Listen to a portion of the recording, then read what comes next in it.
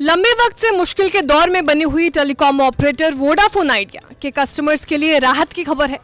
डूबने की कगार पर पहुंच गई वोडाफोन आइडिया के दिन फिरने की उम्मीद पैदा हो गई है और ऐसे में कस्टमर्स को भी शायद अब अपनी सिम को एयरटेल या जियो जैसे दूसरे टेलीकॉम ऑपरेटर्स के यहाँ पोर्ट न कराना पड़े। वोडाफोन आइडिया के लिए दरअसल दो अच्छी खबरें आई हैं। पहली खबर तो यह है कि गुरुवार को केयर रेटिंग्स ने वोडाफोन आइडिया की बैंक फैसिलिटीज की रेटिंग को बढ़ा दिया है। पहले ये रेटिंग स्टेबल थी, अब केयर रेटिंग्स ने इसे अपग्रेड करके पॉजिटिव कर दिया है। इतना ही नहीं, रेटिंग एजेंसी ने वोडाफोन आइडिया के डिबेंचर और लॉन्ग टर्म लोन्स के लिए बी पॉजिटिव रेटिंग को भी दोहराया है।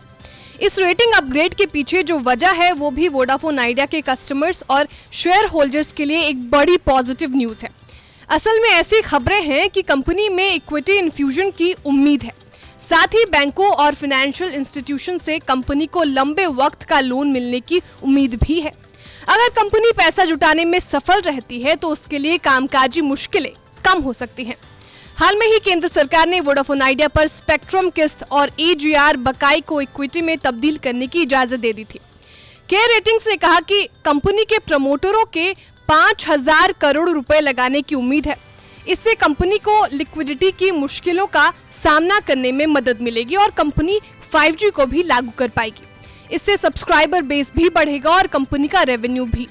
हालांकि केयर रेटिंग्स कंपनी में हो रहे घटनाक्रमों पर गहराई से नजर रखेगी और अगर कंपनी वक्त पर इक्विटी इन्फ्यूजन या लंबे वक्त के कर्ज जुटाने में नाकाम रहती है तो इसका आउटलुक फिर से घटाकर स्टेबल किया जा सकता है। रेटिंग में अपग्रेड के लिए कुछ और फैक्टर्स को वजह माना गया है। इनमें मजबूत promoter group, Aditya Birla group और वोडाफोन ग्रुप, अनुभवी मैनेजमेंट टीम और ब्रांड की मजबूत पहचान के साथ पूरे देश में मौजूदगी जैसे फैक्टर शामिल हैं। केयर रेटिंग्स ने भारतीय टेलीकॉम इंडस्ट्री के आउटलुक को भी स्टेबल माना है।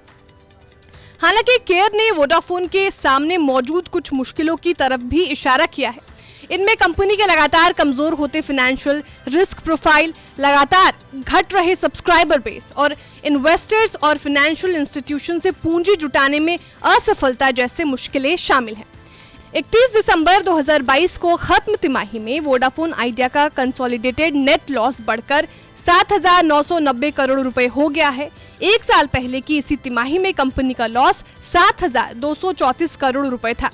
हालांकि दिसंबर 2022 तिमाही में कंपनी का ऑपरेशन से रेवेन्यू 9% बढ़कर 10,620 करोड़ रुपए रहा है, जो कि एक साल पहले की इसी तिमाही में 9,717 करोड़ रुपए था। दिसंबर 2022 तक कंपनी पर कुल कर्ज करीब 2.2 लाख करोड़ रुपए था। पिछले महीने सरकार ने वोडाफोन पर एडजस्टेड ग्रॉस रेवेन्यू यानी एजीआर का बकाया इक्विटी में तब्दील करने को मंजूरी दे दी थी। वोडाफोन पर यह बकाया 16,133 करोड़ रुपए है। इसके साथ ही केंद्र सरकार वोडाफोन में सबसे बड़ी शेयर होल्डर बन गई है। वोडाफोन आइडिया के साथ सबसे बड़ा चैलेंज ये है कि उसे कामकाज चलाने के लिए तत्काल करीब 5,000 करोड़ रुपए की पूंजी चाहिए। अब अगर कंपनी के प्रमोटर ये पैसा डालते हैं और कंपनी को बैंकों से लंबे वक्त का कर्ज मिल जाता है तो हो सकता है कि वोडाफोन के अच्छे वक्त की शुरुआत हो जाए। जाहिर है ये वोडाफोन के कस्टमर्स और शेयर होल्डर्स दोनों के लिए बड़ी राहत की बात होगी। Bureau report, बिस्तक।